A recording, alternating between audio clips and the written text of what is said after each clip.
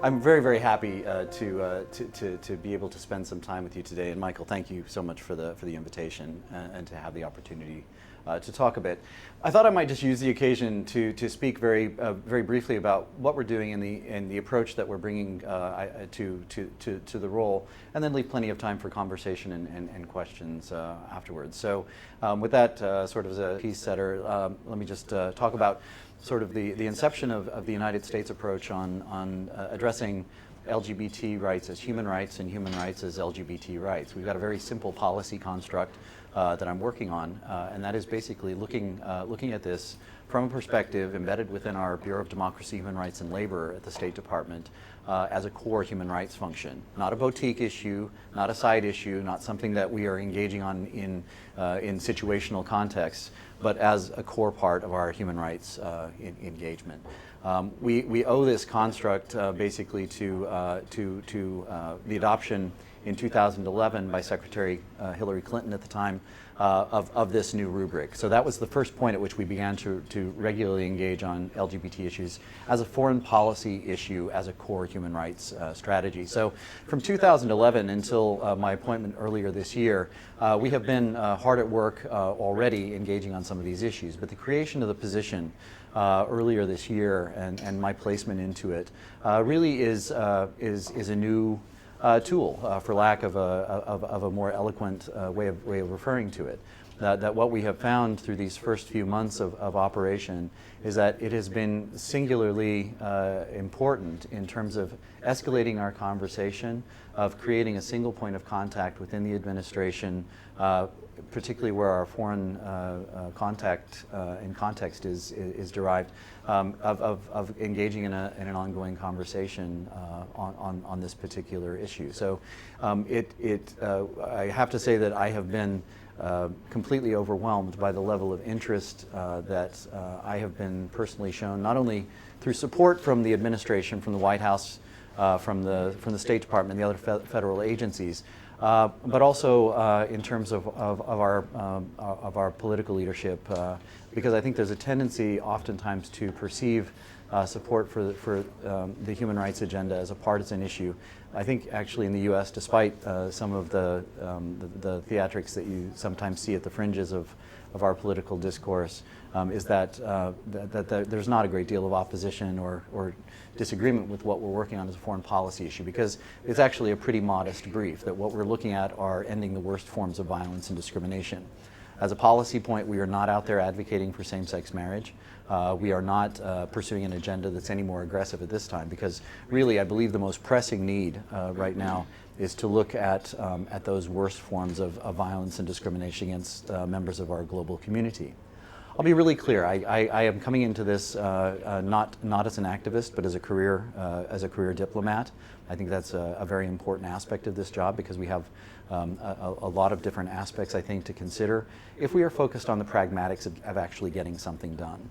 I had a very trusted friend and colleague before I accepted this position who said, you know, as I was talking about some of the pros and cons of stepping into this role, because I think it's greatly needed, but also just wondering about the efficacy of it as well. And this friend of mine gave me a piece of advice that I keep very much in the forefront of my mind. And he said, if you truly believe that this is the right thing to do, that you're on the moral right side of this, which I do, he said it would be very, very easy to accept this job and be right 100% of the time and ineffective 100% of the time. So I came in with an idea that we need to be focused very much on pragmatic outcomes, that I think we can't be too pure. We can't be, I think, naive enough to expect that after what has really been remarkable change in the United States and in many countries over the last few years, that we can expect that globally, because it's a much more complicated situation than that. But what I think we do have is the ability to engage in a conversation that is frank, that is honest, that is upfront about the human rights aspect of this job. And I think that you have to find fairly extreme interlocutors to get people who disagree with you, at least on that basis. I find that a lot of times when I'm out and traveling and engaging, that there is a certain amount of scene setting that you have to do to make people comfortable with the conversation. And that is that there's a tendency to believe that I'm coming with a very large stick to whack someone about the head with if we don't have policy concurrence. And also, there's a belief that we're coming to say, you know, we have seen the light in the United States. Let us help you see the light too. We have an evangelical past, you know, in my country. That's a very central part of our, I think, our identity as Americans in some ways. But I think a couple of things are very important to me as we engage. I think that approach matters greatly, and how we speak about these issues matters greatly. And it doesn't only matter with those who in those countries where I think we have the greatest degree of concern. I think how we speak and how we approach the issue is also extremely important with our closest allies on this issue, of which the UK is clearly one of those. And to acknowledge the fact, and I think as a matter of authenticity and reality, is to come into this space in a very frank way about the journey that the United States has had on this issue as well. Understanding that we are coming into space where there has been a great deal of progressive thought within business, within other national governments globally. I'm thrilled that my country is joining those ranks. I also don't want to come in a mode to lecture and to instruct, but rather to learn, to engage in a dialogue that will help because I believe that there is a vast number of countries around the world who have a willingness, but maybe not a knowledge of how to proceed on these issues, where you have a good deal of social conservatism or cultural reluctance to confront. So we are here to engage in that conversation and to do so in as constructive a manner as we can. So I think that kind of approach matters. I think leadership matters. I think that's been important in the U.S. To have the leadership of a president who has now routinely brought a dialogue on LGBT rights to the forefront, raises it in his meetings with world leaders, and raises it publicly, even when getting along or easing over the issue would actually be an easier approach. I think we saw this when President Obama earlier this year visited Jamaica, which set up a really interesting dialogue that's occurring within the Jamaican polity right now. We also saw it more recently in Kenya, where the president raised it while on the dais with Kenyan leadership as well. I think that matters, and what that does for someone like me is obviously when I step to the fore and am able to say I have the president's support in the agenda that we are pursuing, it's clear in fact that I do, because he has been very forward-leaning. I think a third aspect of this also is that visibility matters. And I think that, you know, the single most important thing that I think anybody who is a member of the LGBT community is to be authentic to oneself. And I think that there is a strength. I think that there is a benefit in just being out and visible. And I don't say that just in the terms of myself, but I think I approach that very much in the mindset of everything that we do. Because if we look at the core of the global change that we're trying to encourage, it is to create enough space in every society around the world to allow people to be themselves. That it's an issue of equality of citizenship, equality of opportunity, of a framework so that people can bring their whole selves to work within their communities, within their businesses, within their social circles, within their families. So it's all focused on increasing that civil society space. You know, early on when I was in this, on one of my first visits, I had the chance to speak to a newspaper editor. I don't want to mention more openly who this was, in a country that was a little more challenging on these issues. And we had a very robust discussion on the issue of LGBT rights as human rights. I found him very thoughtful, sensitive to the issues, very accommodating in terms of after coming out of an environment that was very difficult for members of the community. Subsequently, I had a chance in the same context to make a few remarks to a group in which I referred to my husband and to my children. And that same individual caught me just after I stepped off the dais and said, "I have to be completely honest, having not read your bio before we spoke, I understood what your substantive responsibilities were at the State Department, but it didn't occur to me that you were gay." I think that's really important, and I'm really glad that he felt comfortable enough to mention that to me. But what it shows me is that we deal with an enormous amount of not open hostility, although that exists, I think, in some quarters, but we deal with a fair bit of ignorance, because people, quite frankly, in many places don't know what gay looks like. or think that gay looks like those people who have been forced through no fault of their own onto the margins of society because of a lack of equal opportunity, because of a lack of equality of access to education, and so many other opportunities that most of us take for granted. So I think that it showed me that the more we can do to create space so that, as important and as meaningful as I like to think that was, it's much more important, for people in those societies to be able to stand up and be an indigenous example of leadership. So in closing, I might just say how we are generally approaching the context is I've often referred to this as a sort of a three-legged approach that we are a three-legged approach towards partnership, because I believe that there are a number of ways in which we can work towards effective change in a global context.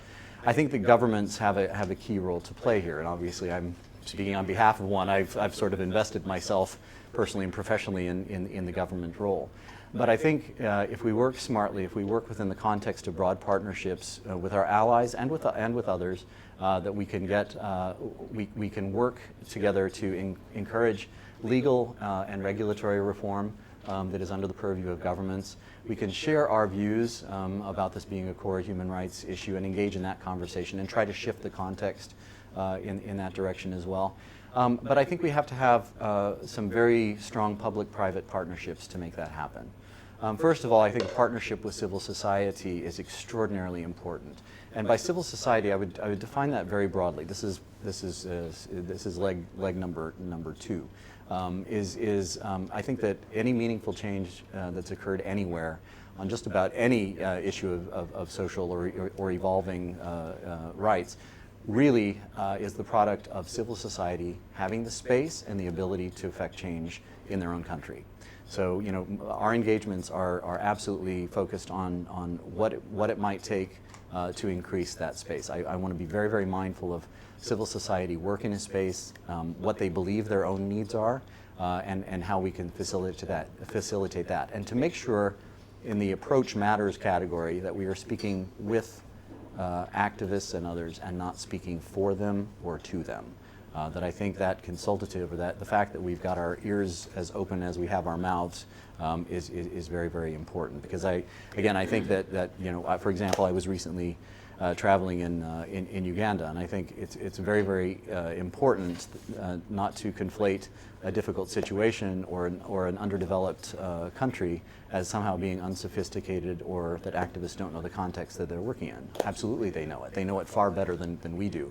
So I think we have to be very, very mindful to listen to their experiences and see how we can help, support, not lead, but support those activities. In that prong of civil society, I would broaden that out to say that in many places also you have to engage allies. That I think allies within civil society space is an absolutely critical element as well. I would include in there, in many places where I think we see the most difficult situation for members of the community, the most difficult environments have to do with communities of faith, because for too long in too many places the more extreme element of communities of faith have been allowed to define the space, or somehow convey the notion that a respect for the human rights and equality of our citizens, of LGBT citizens, is somehow contrary to communities of faith, which I think is a silly construct. There's no reason that these concepts are diametrically opposed. And I believe that there is a vast majority of people of faith, leaders in communities of faith that are absolutely in agreement on that. That I think that what you have seen is a rather vocal minority that has been defining the space, and I think that we need to help empower those religious leaders who would take that back and really get back to the heart of what that these communities of faith stand for. The third pillar, and this one I really do believe is incredibly important, is to enlist the support of the business community. That, in the United States, the business community was well ahead of government for many years in terms of workplace policies that were friendly to members of our community, enlightened to the idea that they understood that being inclusive, being embracing of diversity, was simply a good business model. They weren't doing it because they thought it was the right thing to do, even though it is. but because they believed it went to the very core of their identity as a business and went to their profitability. And I think there have been ample studies that have pointed out the benefits of doing business in an inclusive manner. Now, I think that there is a model here that is largely untapped in many parts of the world. I think that certainly in places like the UK, in the US more and more, it is leadership from the business sector, from the private sector, that is solving problems before they arise in issues of equality for members of our community. I think that is a model that needs to be explored a bit as we look to broaden that conversation on a truly global basis.